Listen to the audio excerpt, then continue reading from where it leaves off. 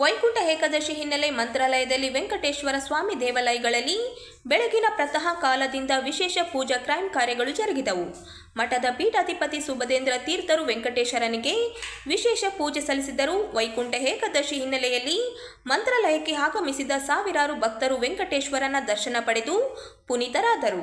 ಇಂದು ವೈಕುಂಠ ದ್ವಾರ ತೆರೆಯುತ್ತದೆ, ದೇವರ ದರ್ಶನದಿಂದ ಮೋಕ್ಷ ಪ್ರಾಪ್ತಿಯಾಗುತ್ತದೆ ಅನ್ನೋ ನಂಬಿಕೆಯಿಂದ ಸಾವಿರಾರು ಭಕ್ತರು ಸಾರಥಿ ಸಾಲಿನಲ್ಲಿ ನಿಂತು ದರ್ಶನ ಪಡೆದರು.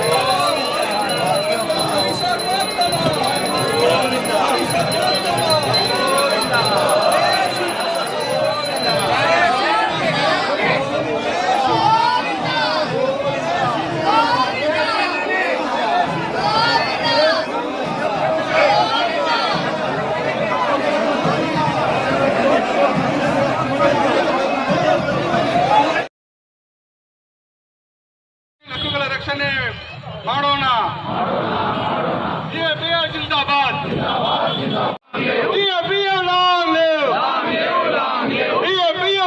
5 ದಿನಗಳ ಬ್ಯಾಂಕಿಂಗ್ ಜಾರಿಗೆ ಆಗ್ರಹಿಸಿ ಯುಎಫ್ಬಿಯು ದೇಶವ್ಯಾಪಿ ಹೋರಾಟಕ್ಕೆ ಚಾಲನೆ. ಮುಷ್ಕರಕ್ಕೆ ಸಿದ್ಧತೆ ನಡೆದಿದೆ. ಸಾರ್ವಜನಿಕ ವಲಯದ ಬ್ಯಾಂಕ್ಗಳಲ್ಲಿ ಕಾರ್ಯನಿರ್ವಹಿಸುತ್ತಿರುವ ಲಕ್ಷಾಂತರ ಉದ್ಯೋಗಿಗಳು ಮತ್ತು ಅಧಿಕಾರಿಗಳನ್ನು ಪ್ರತಿನಿಧಿಸುವ United forum of bank unions ವಾರಕ್ಕೆ 5 ದಿನಗಳ ಬ್ಯಾಂಕಿಂಗ್ ವ್ಯವಸ್ಥೆಯನ್ನು ಜಾರಿಗೆ ತರಬೇಕು ಎಂಬ ದೀರ್ಘಕಾಲದ ನ್ಯಾಯಸಮ್ಮತ ಬೇಡಿಕೆಯನ್ನು ಈಡೇರಿಸುವಂತೆ ಒತ್ತಾಯಿಸಿ ದೇಶವ್ಯಾಪಿ ಹೋರಾಟ ಕಾರ್ಯಕ್ರಮಗಳಿಗೆ ಚಾಲನೆ ನೀಡಿದೆ. 12ನೇ ದ್ವಿಪಕ್ಷೀಯ ಒಪ್ಪಂದ 9ನೇ ಸಂಯುಕ್ತ ಟಿಪ್ಪಣಿ ಚರ್ಚೆಗಳ ಸಂದರ್ಭದಲ್ಲಿ ಭಾರತೀಯ ಬ್ಯಾಂಕ್ಗಳ ಸಂಘವು ಎಲ್ಲ ಶನಿವಾರಗಳನ್ನು ರಜಾ ದಿನಗಳಾಗಿ ಘೋಷಿಸುವ ಮೂಲಕ 5 ದಿನಗಳ ಬ್ಯಾಂಕಿಂಗ್ ಜಾರಿಗೆ ಕೇಂದ್ರ ಸರ್ಕಾರಕ್ಕೆ ಶಿಫಾರಸು ಮಾಡುವುದಾಗಿ ಒಪ್ಪಿಕೊಂಡಿದ್ದು, ಇದು ಜಾರಿ ಮಾಡಲು ಒತ್ತಾಯಿಸಿ ಪ್ರತಿಭಟನೆಗೆ ಮುಂದಾಗಿದ್ದು, ಸಾರ್ವಜನಿಕರು ಮತ್ತು ಎಲ್ಲ ಹಿತಾಸಕ್ತಿದಾರರು ಬೆಂಬಲ ನೀಡಬೇಕು ಎಂದು ಯುಎಫ್ಬಿಯು ಮಂಗಳವಾರ 5 ಗಂಟೆಗೆ ಮನವಿ ಮಾಡುತ್ತದೆ.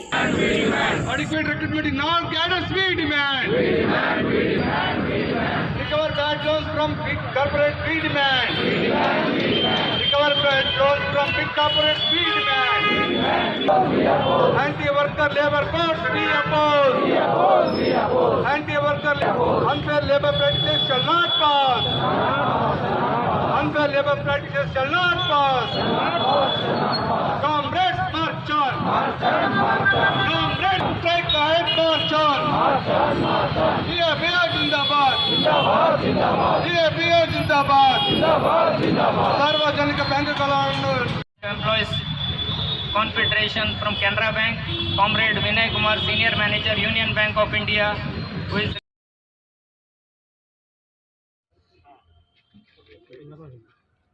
ಅಪಾಯದಲ್ಲಿರುವ ಅಥವಾ ಸಂಕಷ್ಟದಲ್ಲಿರುವ ದುರ್ಬಲ ಮಹಿಳೆಯರು ಮತ್ತು ಮಕ್ಕಳಿಗೆ ತಕ್ಷಣ ರಕ್ಷಣೆ ನೀಡು ಮತ್ತು ಮಹಿಳೆಯರು ಮತ್ತು ಮಕ್ಕಳ ಸುರಕ್ಷತೆಯಲ್ಲಿ ಸುಧಾರಣೆ ತರುವ ಜೊತೆಗೆ ಸಮಾಜದಲ್ಲಿ ಕಾನೂನು ಹಕ್ಕುಗಳ ಬಗ್ಗೆ ಜನರಲ್ಲಿ ಜಾಗೃತಿ ಮೂಡಿಸಲು ರಾಜ್ಯ ಸರ್ಕಾರದಿಂದ ಜಾರಿಗೆ ತರಲಾದ ಅಕ್ಕಪಡೆಯ ಜಿಲ್ಲಾ ಪಡೆ ಇನ್ನು ಮುಂದೆ ರಾಯಚೂರು ನಗರದಲ್ಲೂ ಕೂಡ ಕಾರ್ಯನಿರ್ವಹಿಸಲಿದೆ ಎಂದು ಮಂಗಳವಾರ 11 ಗಂಟೆಗೆ ಎಸ್ಪಿ ಪುಟ್ಟಮಾದಯ್ಯ ಅವರು ಹೇಳಿದರು. ಅಕ್ಕಪಡೆಯ ಯಶಸ್ವಿ ಕಾರ್ಯವನ್ನು ರಾಜ್ಯ ಸರ್ಕಾರ ಪರಿಗಣಿಸಿ ರಾಜ್ಯದ ಇತರೆ ಜಿಲ್ಲೆಗಳಲ್ಲಿಯೂ ಅಕ್ಕಪಡೆಯನ್ನು ವಿಸ್ತರಿಸಲಾಗಿದ್ದು, ಇಂದು ನಗರದ ಎಸ್ಪಿ ಕಚೇರಿಯಲ್ಲಿ ಅಕ್ಕಪಡೆಯ ವಾಹನವನ್ನು ಜಿಲ್ಲಾ ಪೊಲೀಸ್ ಪರಿಶಿಷ್ಟ ಅಧಿಕಾರಿಗಳಿಗೆ ಹಸ್ತಾಂತರಿಸಲಾಯಿತು. ಮಹಿಳಾ ಮತ್ತು ಮಕ್ಕಳ ಅಭಿವೃದ್ಧಿ ಇಲಾಖೆಯು ಮಹಿಳಾ ಗೃಹ ರಕ್ಷಕನೊಳಗೊಂಡ ಅಕ್ಕಪಡೆಯನ್ನು ರಚಿಸಲಾಗಿದ್ದು, ದೌರ್ಜನ್ಯ, ಹಿಂಸೆ, ನಿರ್ಲಕ್ಷ್ಯ ಅಥವಾ ಶೋಷಣೆಯನ್ನು ಎದುರಿಸುತ್ತಿರುವ ಮಹಿಳೆಯರು ಮತ್ತು ಮಕ್ಕಳಿಗೆ ಸಕಾಲಕ್ಕೆ ಸಹಾಯ ಹಸ್ತವನ್ನು ಹಾಗೂ ರಕ್ಷಣೆಯನ್ನು ಈ ಪಡೆ ನೀಡಲಿದೆ ಎಂದರು.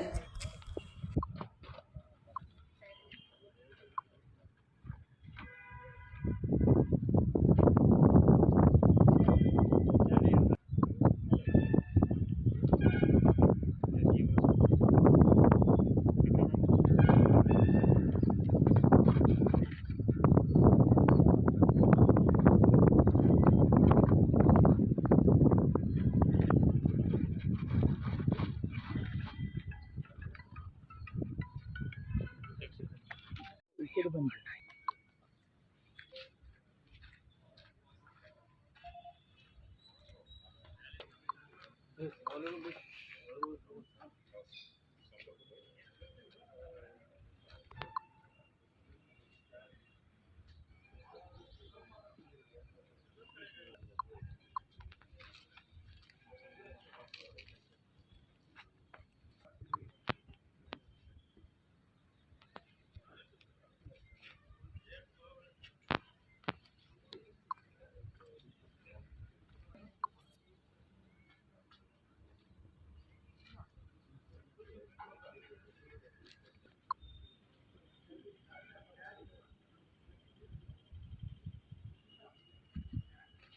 ಇತ್ತೀಚೆಗೆ ನಮ್ಮ ಸರ್ಕಾರ ಅಕ್ಕಾಪಡೆ ಅಂತೇಳಿ ಒಂದು ಹೊಸ ವಾಹನನ ನಮ್ಮ ಇಲಾಖೆಗೆ ನೀಡಿದೆ.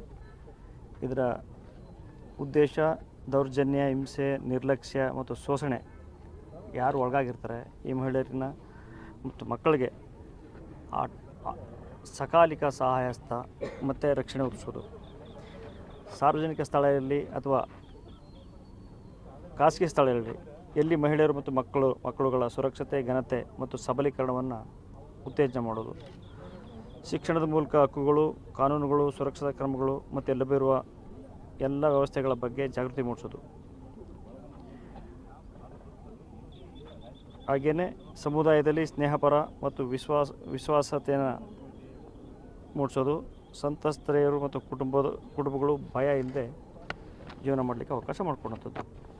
ಅಲ್ಲದೆ ಕಿರುಕುಳ, ಕೌಟುಂಬಿಕ ಹಿಂಸೆ, ಟೀಸಿಂಗ್ ಅಥವಾ ಬೇರೆ ಯಾವುದೇ ರೀತಿಯ ದೌರ್ಜನ್ಯ ಎದುರಿಸುತ್ತಿರುವ ಮಹಿಳೆಯರು ಮತ್ತು ಹದಿಹರೆಯದ ಹೆಣ್ಮಕ್ಳುಗಳ ರಕ್ಷಣೆ, ನಿರ್ಲಕ್ಷ್ಯ, ಕಳ್ಳಸಾಗಣೆ, ಬಾಲ್ಯ ವಿವಾಹ, ಬಾಲ ಕಾರ್ಮಿಕ ಪದ್ಧತಿ, ಬಾಲ ಭಿಕ್ಷಾಟನೆ ಈ ಥರಗಳನ್ನ ನಿರ್ಮೂಲನೆಗೆ ಪ್ರಯತ್ನ ಮಾಡೋದು ಮತ್ತು ಜಾಗೃತಿ ಮೂಡಿಸೋದು.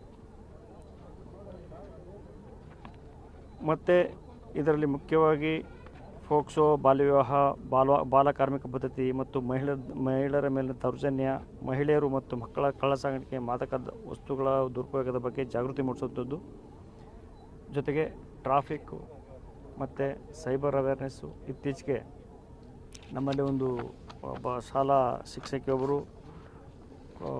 ಅಪ್ ಟು 3 crores ಕಳ್ಕೊಂಡಿದ್ದಾರೆ ಈ ಸೈಬರ್ ಅಟ್ಯಾಕ್ ಡಿಸೀಸು. ಆ ಥರದ ಬಗ್ಗೆ ಜಾಗೃತಿ ಮೂಡಿಸೋದು ಮಹಿಳೆಯರಲ್ಲಿ ಮತ್ತು ಶಾಲಾ ಕಾಲೇಜುಗಳಲ್ಲಿ. ಶಾಲಾ ಕಾಲೇಜು ಹುಡುಗಿಯರು, ಉದ್ಯೋಗಸ್ಥ ಮಹಿಳೆಯರ ವಸತಿ ನಿಲಯಗಳ ಆವರಣದಲ್ಲಿ ಏನಾದರೂ ಕೆಟ್ಟ ಜನ ಓಡ್ತಿದ್ದಾರೆ ಅಂಥವ್ರ ಮೇಲೆ ನಿಗಾ ಇಡೋಂಥದ್ದು. ಮತ್ತು ಸಿಗ್ನಲ್ ಬಳಿ ಮಕ್ಕಳ ಭಿಕ್ಷಾಟನೆ, ಕಳ್ಳ ಸಾಗಾಣಿಕೆಯಿಂದ ರಕ್ಷಿಸಲ್ಪಟ್ಟಂಥ ಮಹಿಳೆಯರು ಮತ್ತು ಮಕ್ಕಳುಗಳಿಗೆ ರಿಹ್ಯಾಬಿಲಿಟೇಷನ್ನ ಒದಗಿಸ್ಕೊಡುವಂಥದ್ದು. ಇವೆಲ್ಲ ಈ ಒಂದು ಯೋಜನೆಯಲ್ಲಿ ಬರ್ತದೆ. ಮತ್ತು ಅಕ್ಕಪಡೆ ಸಹೋದರತೆ ಅಂದರೆ ಈ ಬ್ರದರ್ಲಿನೆಸ್ ಮತ್ತು ಈ ರಕ್ಷಣಾ ಮನೋಭಾವವನ್ನು ಸಾಕಾರಗೊಳಿಸುತ್ತೆ. ಆರೈಕೆ ಮತ್ತು ರಕ್ಷಣೆ ಯಾರಿಗೆ ಅಗತ್ಯ ಇರುತ್ತೋ ಅವ್ರಿಗೆ ಅದನ್ನು ಒದಗಿಸ್ಕೊಡ್ತದೆ. ಈ ನಿಟ್ಟಿನಲ್ಲಿ ರಾಯಚೂರು ಪೊಲೀಸರು ಕೂಡ ಮಹಿಳಾ ಮತ್ತು ಮಕ್ಕಳ ಕಲ್ಯಾಣ ಇಲಾಖೆ ಜೊತೆ ಸೇರಿ ಇಂದು ಈ ಅಕ್ಕಾಪಡೆ ವಾಹನನ ನಾವು ಇವತ್ತು ಜಾರಿಗೊಳಿಸ್ತಾ ಇದ್ವಿ. ಇದು ನೊಂದಂತಹ ಮಹಿಳೆಯರಿಗೆ, ಮಕ್ಕಳುಗಳಿಗೆ ಮತ್ತು ಯಾರಿಗೆ ಇದರ ಅವಶ್ಯಕತೆ ಇದೆ ಅವ್ರಿಗೆ ಅನುಕೂಲ ಆಗುತ್ತೆ ಅಂತ ಹೇಳ್ತೀನಿ. ಮತ್ತು ನಮ್ಮಲ್ಲಿ ಒಳ್ಳೆ ಸಿಬ್ಬಂದಿಯವ್ರಿಗೆ ತರಬೇತಿ ಕೊಟ್ಟಿದ್ದೀವಿ. ಇವ್ರುಗಳು ಕೂಡ ಸಂಬಂಧಪಟ್ಟಂತಹ ಅಥವಾ ಕೆಲವೊಂದು ಕಾಲೇಜುಗಳಿಗೂ ಭೇಟಿ ಮಾಡಿ ಅಲ್ಲಿ ಅವ್ರನ್ನ ಹೇಗೆ ಸ್ವಯಂ ರಕ್ಷಣೆ ಮಾಡ್ಕೊಬೇಕು ಅನ್ನೋದ್ರ ಬಗ್ಗೆ ತರಬೇತಿ ಕೊಡ್ತಾರೆ ಮತ್ತು ಜಾಗೃತಿಗೊಳಿಸ್ತಾರೆ. Thank you. ಅಕ್ಕಪಡೆ ಅಂತೇಳಿ ಜಾರಿಗೆ ಆಗಿದೆ ನಮ್ಮ ರಾಯಚೂರು ಜಿಲ್ಲೆಯಲ್ಲಿ ನಮ್ಗೆ ಏನು ಅವಶ್ಯಕತೆ ಇದೆಯೋ ಮಕ್ಕಳು ಮತ್ತು ಮಹಿಳೆಯರಿಗೆ ಮತ್ತು ಬಾಲ್ಯ ವಿವಾಹ, ಬಾಲ್ಯದ್ರಲ್ಲಿ ಏನಾದರೂ ನಡೆಯಿತಂದ್ರೆ ಅತ್ಯಾಚಾರಗೊಳಗಾದವರು ಪ್ರತಿಯೊಂದು ಯಾರಿಗಾದರೂ ಏನಾದರೂ ಆಯ್ತಪ್ಪ ಅಂತಂದರೆ ನಮಗೆ ಈ ನಂಬರ್ಗೆ 181 ನಂಬರ್ಗೆ ಕಾಲ್ ಮಾಡಿ ನಾವು ಬಂದು ನಿಮ್ಮ ಮುಂದೆ ಇದ್ದು ನಮ್ಗೆ ಏನು ಅವಶ್ಯಕತೆ ಇದೆಯೋ ನಿಮಗೆಲ್ಲ ನೋಡಿ ಮಾಡ್ತೀವಿ ಅಂತೇಳಿ ಹೇಳ್ತಾ ಇದ್ದೀವಿ. ತಮ್ಮ ಹೆಸರು? ನನ್ನ ಹೆಸರು ಅಂಜನಮ್ಮ ಅಂತೇಳಿ, ಮಹಿಳಾ ಹೋಮ್ ಗಾರ್ಡಾಗಿ ಕೆಲಸ ಮಾಡ್ತಿದ್ವಿ. ಓಕೆ, ಹೇಳ್ರಿ.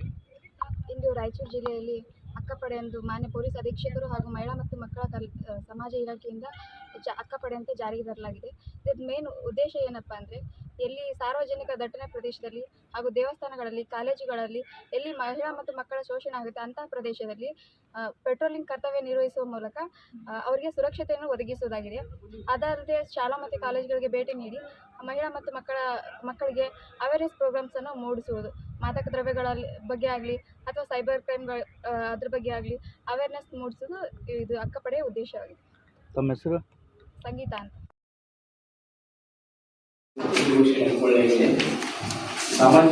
ಸರ್ಕಾರಿ ನೌಕರ ಬಡ್ತಿ, ಎಸ್ಸಿಪಿ ಅನುದಾನ, ಸ್ಥಳೀಯ ಚುನಾವಣೆ ಸೇರಿ ಇನ್ನಿತರೆ ಸೌಲಭ್ಯಗಳಲ್ಲೂ ಮಾದಿಗ ಸಮಾಜಕ್ಕೆ ಶೇಕಡ 6 ಮೀಸಲಾತಿ ನೀಡಬೇಕು ಹಾಗೂ ಡಿಸೆಂಬರ್ 6ರಂದು ವರುಣಾ ಪೊಲೀಸ್ ಠಾಣೆ ವ್ಯಾಪ್ತಿಯಲ್ಲಿ 42 ಜನ ಹೋರಾಟಗಾರರ ವಿರುದ್ಧ ಹೂಡಿದ ಸುಳ್ಳು ಕೇಸ್ ಹಿಂಪಡೆಯಲು ಒತ್ತಾಯಿಸಿ ಜಿಲ್ಲೆಯ ಸಿಂಧನೂರಿಗೆ ದಿನಾಂಕ 3ರಂದು ಆಗಮಿಸಲಿರುವ ಮುಖ್ಯಮಂತ್ರಿ ಸಿದ್ದರಾಮಯ್ಯ ಅವರನ್ನು ರೆಫರ್ ಮಾಡಲಾಗುವುದು ಎಂದು ಸಾಮಾಜಿಕ ನ್ಯಾಯಕ್ಕಾಗಿ ಪರಿಶಿಷ್ಟ ಜಾತಿಗಳ ಒಳ ಮೀಸಲಾತಿ ಹೋರಾಟ ಸಮಿತಿ ರಾಜ್ಯ ಸಂಚಾಲಕರಾದ ಎಸ್ ಮಾರಪ್ಪ ವಕೀಲ್ ಹೇಳಿದರು. ನಗರದ ಪತ್ರಿಕಾ ಭವನದಲ್ಲಿ ಸುದ್ದಿಗೋಷ್ಠಿಯಲ್ಲಿ ಮಾತನಾಡಿ, ಕರ್ನಾಟಕ ಅನುಸೂಚಿತ ಜಾತಿಗಳ ಉಪವರ್ಗೀಕರಣ ವಿಧೇಯಕ 2025 2025ರ ವಿಧಾನಸಭೆಯ ವಿಧೇಯಕ ಸಂಖ್ಯೆ 89 ಸ್ವಾಗತಿಸುತ್ತೇವೆ ಎಂದರು. ಆದರೆ ಬಡ್ತಿ, ಎಸ್ಸಿಪಿ, ಸ್ಥಳೀಯ ಸಂಸ್ಥೆಗಳ ಚುನಾವಣೆಗಳು ಸೇರಿದಂತೆ ಪ್ರವರ್ಗ ಎಗೆ ಜಾತಿ ಪ್ರಮಾಣಪತ್ರ ಪರಿಶೀಲನಾ ಮೇಲ್ವಿಚಾರಣಾ ಸಮಿತಿ, ಸಹಕಾರ ಸಂಘಗಳು, ಗುತ್ತಿಗೆ ಕಾಮಗಾರಿ, ಗುತ್ತಿಗೆ ಕಾರ್ಮಿಕರ ನೇಮಕಾತಿ, ತಾತ್ಕಾಲಿಕ ನೇಮಕಾತಿ, ಅತಿಥಿ ಉಪನ್ಯಾಸಕರು, ಶಿಕ್ಷಕರು ಎಲ್ಲೆಲ್ಲಿ ಮೀಸಲಾತಿ ಇದೆಯೋ ಅಲ್ಲಲ್ಲಿ ಒಳ ಮೀಸಲಾತಿ ಕಾಯ್ದೆಗೆ ತಿದ್ದುಪಡಿ ಮಾಡಿ ಅನುಷ್ಠಾನಗೊಳಿಸಬೇಕೆಂದರು. ಮುಖ್ಯ ಕಾರಣ ದಿನಾಂಕ 3 ಜನವರಿ 2026ರಂದು ಮಾನ್ಯ ಮುಖ್ಯಮಂತ್ರಿಗಳು ರಾಯಚೂರು ಜಿಲ್ಲೆಗೆ ಭೇಟಿ ನೀಡಿರುವುದರಿಂದ ಮುಖ್ಯಮಂತ್ರಿಗಳನ್ನು ನಾವು ಗೆರವು ಮಾಡಬೇಕಂತ ನಾವು ಕಾರ್ಯಕ್ರಮ ಡಿಕ್ಲೇರ್ ಮಾಡ್ಕೊಳ್ತೀವಿ.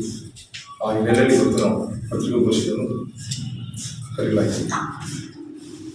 ತಮಗೆಲ್ಲರಿಗೂ ತಿಳಿದಂತೆ ಮೊನ್ನೆ ಡಿಸೆಂಬರ್ 18ಕ್ಕೆ ಅಧಿವೇಶನದಲ್ಲಿ ಬಿಲ್ಲು ಪಾಸ್ ಆಗಿದೆ. ಆ ಬಿಲ್ಲು ಹೆಸರು ಮಾತ್ರ ಪಾಸ್ ಆಗಿದೆ. ಆದರೆ ಕನಿಷ್ಠ ಆ ಬಿಲ್ಲಿನಲ್ಲಿ ಬಡ್ತಿ ಕೂಡ ಸೇರಿಸಿಲ್ಲ ಅಂತ ಅನ್ನೋದು ಬಹಳ ಖೇದಕರವಾದಂಥ ವಿಷಯ. ಯಾಕಂದರೆ ಪಕ್ಕದ ರಾಜ್ಯಗಳು ಶಿಕ್ಷಣ, ನೇರ ನೇಮಕಾತಿ ಮತ್ತು ಬಡ್ತಿ ಇಷ್ಟೆಲ್ಲದನ್ನು ಕೂಡ ಒಳಗೊಂಡಂತೆ ಕಾಯ್ದೆ ಮಾಡಿದರೆ ನಮ್ಮ ಕರ್ನಾಟಕ ರಾಜ್ಯ ಆಗಿರ್ತಕ್ಕಂಥವರು ನಮ್ಮ ಸಿದ್ದರಾಮಯ್ಯನ ನೇತೃತ್ವದ ಸರ್ಕಾರ ಕರ್ನಾಟಕ ಅನುಸೂಚಿತ ಜಾತಿಗಳ ಉಪವರ್ಗೀಕರಣ ವಿಧೇಯಕ 2025 ವಿಧೇಯಕ ಸಂಖ್ಯೆ 89ರಲ್ಲಿ ಬಡ್ತಿನ ಇನ್ವಾಲ್ವ್ ಮಾಡಿಲ್ಲ. ಆದರೆ ಬಡ್ತಿನ ಇನ್ವಾಲ್ವ್ ಮಾಡದೆ ಹೋದ್ರೆ ಅದು ಏನಾಗುತ್ತೆ ಮತ್ತೆ ಯಾವ ಕಾಯ್ದೆಗಳನ್ನು ಉಲ್ಲಂಘಿಸುತ್ತೆ ಅದು ಅನ್ನೋದನ್ನ ಇಲ್ಲಿವರೆಗೆ ನಾವು ಬೇರೆ ಬೇರೆ ದಿನಗಳಲ್ಲಿ ಅವರ ಗಮನಕ್ಕೆ ತಂದಿದ್ರು ಕೂಡ ಸರ್ಕಾರದಲ್ಲಿ ಎಚ್.ಸಿ. ಮಾದೇವಪ್ಪ ಮತ್ತು ಅವರ ಬಳಗ ಇರುವವರೆಗೆ ಈ ಗೊಂದಲಗಳು ಹಿಂಗೆ ಮುಂದುವರಿತವನ್ನು ಕೂಡ ನಾವು ಈ ಸಂದರ್ಭದಲ್ಲಿ ಹೇಳಕ್ಕೆ ಇಷ್ಟಪಡ್ತೀವಿ. 1977ರ 1977 ಮತ್ತು 1974 ಕರ್ನಾಟಕ ನಾಗರಿಕ ಸೇವೆಗಳ ಕಾಯ್ದೆಯಲ್ಲಿ ಕಲಂ 3 ಅದೊಂದು ಡೆಫಿನೇಷನ್ ಇದೆ. ನೇಮಕಾತಿ ಅಂದ್ರೆ ಏನು? ನೇಮಕಾತಿ ಅಂದ್ರೆ ಕೇವಲ ನೇರ ನೇಮಕಾತಿ ಅಲ್ಲ. ನೇಮಕಾತಿ ಅಂದ್ರೆ ನೇಮಕಾತಿ ಮತ್ತು ಬಡ್ತಿ ಇವೆರಡು ಸೇರಿದ್ರೆ ನೇಮಕಾತಿ ಆಗುತ್ತೆ. ಕಲಂ 3ರಲ್ಲಿ ನೇಮಕಾತಿ ಇದೆ. ಕಲಂ 3(1)(b)ನಲ್ಲಿ ಬಡ್ತಿ ನೇಮಕಾತಿ. ಸ್ಪಷ್ಟವಾಗಿ ನಮ್ಮ ಕರ್ನಾಟಕ ಸರ್ಕಾರ ಮೊದಲಿಂದ ಕೂಡ ಇದನ್ನ ಅಳವಡಿಸಿಕೊಂಡು ಬಂದಿದ್ದು. ನೇರ ನೇಮಕಾತಿಗೆ ರೋಸ್ಟರ್ ಬಿಂದುಗಳು 1, 9, 15, 23, 33, 41, 45 ಅಪ್ ಟು 100ವರೆಗೆ ಈ ಬಿಂದುಗಳು ಬರುತ್ತವೆ. ಬಡ್ತಿ ನೇಮಕಾತಿ ರೋಸ್ಟರ್ ಬಿಂದುಗಳು 1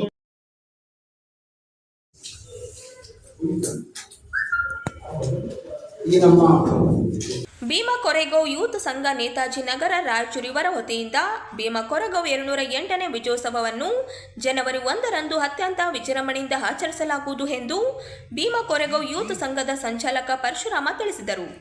ನಗರದ ಪತ್ರಿಕಾ ಭವನದಲ್ಲಿ ಸುದ್ದಿಗೋಷ್ಠಿಯಲ್ಲಿ ಮಾತನಾಡಿದ ಅವರು, ಸಂಜೆ 5 ಗಂಟೆಗೆ ನೇತಾಜಿ ನಗರದಿಂದ ಭವ್ಯ ಮೆರವಣಿಗೆಗೆ ಚಾಲನೆ ನೀಡಲಾಗುತ್ತದೆ.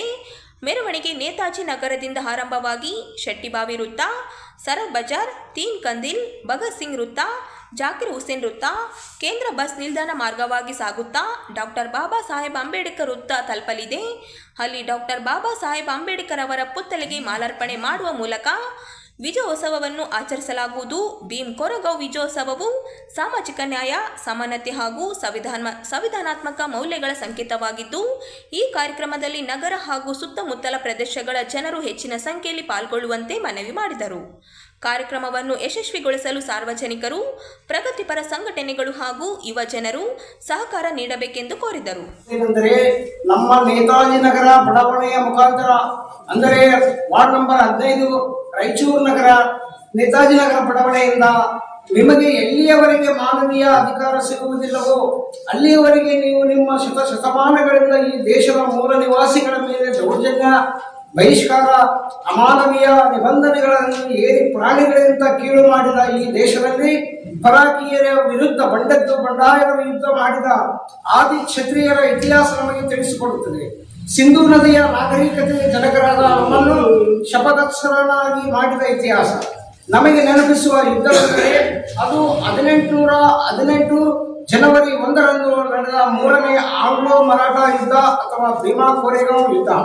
1818ನೇ ಇಸ್ವಿಯಲ್ಲಿ ಅಸ್ಪೃಶ್ಯತೆ 1818ನೇ ಇಸ್ವಿಯಲ್ಲಿ ಅಸ್ಪೃಶ್ಯತೆಯಿಂದ ಬಳಲಿದ ಸ್ವಾಭಿಮಾನದ ಮಹಾರರು ಅಂದಿನ ಪೂನಾದ ರಾಜರಾಗಿದ್ದ 2ನೇ ಬಾಜಿರಾಯ್ ಪೇಶ್ವರನ್ನು ಭೇಟಿಯಾಗಿ ಬ್ರಿಟಿಷರು ತಮ್ಮ ರಾಜ್ಯದ ಮೇಲೆ ಯುದ್ಧ ಸಾರಿದ್ದು, ಅದಕ್ಕೆ ನಾವು ನಿಮಗೆ ಹಾಗೂ ನಿಮ್ಮ ಪರವಾಗಿ ಯುದ್ಧ ಮಾಡಲು ಸಿದ್ಧರಿದ್ದೇವೆ ಮತ್ತು ತಾವುಗಳು ಈ ಅಸ್ಪೃಶ್ಯತೆಯ ಅನಿಷ್ಟ ಪದ್ಧತಿಗಳನ್ನು ರದ್ದು ಮಾಡಿ ನಮಗೆ ಸಹಜ ಜೀವನ ನಡೆಸಲು ಅನುವು ಮಾಡಿಕೊಡಬೇಕೆಂದು ಮನವಿ ಇಟ್ಟಾಗ ಅದಕ್ಕೆ ಮನುವಾದದ ಸಂತತಿ ಬ್ರಾಹ್ಮಣ ಪೇಶ್ವೆಯವರು ಹೀಗೆ ಹೇಳುತ್ತಾರೆ, ಈ ಯುದ್ಧದಲ್ಲಿ ನಾವು ಬ್ರಿಟಿಷರಿಗೆ ಸೋತರೂ ಚಿಂತೆ ಇಲ್ಲ, ಅದಕ್ಕೆ ನಿಮಗೆ ಗೌರವಾನ್ವಿತ ಜೀವನ ನಡೆಸಲು ಹಾಗೂ ಅಸ್ಪೃಶ್ಯತೆಯನ್ನು ತಡೆಯಲು ಸಾಧ್ಯವಿಲ್ಲ ಎಂದು ಖಡಾಖಂಡಿತವಾಗಿ ನುಡಿದಾಗ ಮಹಾನ್ ಜನಾಂಗದ ಯುದ್ಧ ವೀರರು ಅಸ್ಪೃಶ್ಯತೆಯನ್ನು ತಡೆಯಲು ಸಾಧ್ಯವಿಲ್ಲ ಎಂದು ಖಡಾಖಂಡಿತವಾಗಿ ನುಡಿದಾಗ ಮಹಾನ್ ಜನಾಂಗದ ಯುದ್ಧ ವೀರರು ಬ್ರಿಟಿಷರ ಬಳಿ ಬಂದು ತಾವುಗಳು ಈಗಾಗಲೇ ಪೇಶ್ವಾ ಜಯಗೌಡರ ಹೋರಾಟ ಮಾಡಿ ಸೋಲುವ ಹಂತದಲ್ಲಿದ್ದೀರಿ, ನಾವು ನಿಮ್ಮ ಪರವಾಗಿ ಯುದ್ಧ ಮಾಡಿ ನಿಮಗೆ ಗೆಲುವು ದೊರಕಿಸಿಕೊಡುತ್ತೇವೆ, ನಾವು ಪೇಶ್ವೆಯವರಿಗೆ ನಾವು ನಿಮ್ಮ ಪರವಾಗಿ ಮನವಿಯನ್ನು ಈಗ ನಿಮ್ಮ ಮುಂದೆ ಇಡುತ್ತಿದ್ದೇವೆ, ನೀವು ನಮಗೆ ಈಡೇರಿಸುವುದಾಗಿ ನಮಗೆ ವಚನ ನೀಡಬೇಕೆಂದಾಗ ಇದಕ್ಕೆ ಬ್ರಿಟಿಷರು ಸಂಪೂರ್ಣವಾಗಿ ಒಪ್ಪಿದಾಗ ಕೇವಲ 500 ಜನರಿದ್ದ ಮಹಾವೀರರು 28,000 ಪೇಶ್ವೆ ಸೈನಿಕರ ಪಡೆಯ ಮೇಲೆ ಎರಗಿ ಸುಮಾರು 6,000 ಸೈನಿಕರನ್ನು ಬಲೆ ಪಡೆದಾಗ ಇನ್ನುಳಿದ 22,000 ಸೈನಿಕರ ದಿಕ್ಕುಪಾಲಾಗಿ ಓಡುವಂತೆ ಮಾಡಿ ಜಯವನ್ನು ದೊರಕಿಸಿಕೊಟ್ಟ ದಿನವೇ ಭೀಮಾ ಕೊರೆಗಾಂವ್ ವಿಜಯೋತ್ಸವದ ದಿನವಾಗಿರುತ್ತದೆ. ಬಂಧುಗಳೇ, ಈ ಯುದ್ಧದಲ್ಲಿ 22 ಜನ ಮಹಾವೀರರು ಹುತಾತ್ಮರಾಗಿದ್ದರ ಪರವಾಗಿ ಬ್ರಿಟಿಷರು ಪೂನಾದಿಂದ 10 ಕಿಲೋಮೀಟರ್ ದೂರದಲ್ಲಿರುವ ಭೀಮಾ ನದಿ ದಡದಲ್ಲಿರುವ ಪುಟ್ಟ ಗ್ರಾಮ ಕೊರೆಗಾಂವ್ ಎಂಬ ಸ್ಥಳದಲ್ಲಿ ಬ್ರಿಟಿಷರು ಯುದ್ಧದ ಸ್ಮರಣಾರ್ಥ ಸ್ತೂಪವನ್ನು ನಿರ್ಮಿಸಿದ್ದಾರೆ. ಅದೇ ಕೊರೆಗಾಂವ್ನಂತಹ ಐತಿಹಾಸಿಕ ಶೌರ್ಯ ದಿನವನ್ನು ನಾವು ನಮ್ಮ ಪೂರ್ವಜರ ವೀರರನ್ನು ಸ್ಮರಿಸಿ ಭೀಮಾ ಕೊರೆಗಾಂವ್ ಯೂತ್ ಸಂಘ ನೇತಾಜಿ ನಗರ ಇವರ ನೇತೃತ್ವದಲ್ಲಿ 208ನೇ ಕೊರೆಗಾಂವ್ ವಿಜಯೋತ್ಸವವನ್ನು ಆಚರಿಸೋಣ. ಅದಕ್ಕಾಗಿ ನಮ್ಮ ಒಂದು ನೇತಾಜಿ ನಗರ ಬಡಾವಣೆಯ ಮನವಿಯನ್ನು ಎಲ್ಲರೂ ಹರಿದುಕೊಂಡು ದಿನಾಂಕ 1/1/2026 ಸಾಯಂಕಾಲ 5 ಗಂಟೆಗೆ ನಮ್ಮ ನೇತಾಜಿ ನಗರ ಬಡಾವಣೆಯ ಮಠಮಾದಿ ನಾಗಪ್ಪ ಮೈದಾನದಿಂದ, ಅಲ್ಲಿಂದ ಶೆಟ್ಟಿಬಾವಿ ಚೌಕ್, ಅಲ್ಲಿಂದ ನಮ್ಮ ತೀನ್ಕಂದಿಲ್ ಸರ್ಕಲ್, ಅಲ್ಲಿಂದ ಭಗತ್ ಸಿಂಗ್ ವೃತ್ತ, ಅಲ್ಲಿಂದ ಜಾಕಿರ್ ಹುಸೇನ್ ವೃತ್ತ,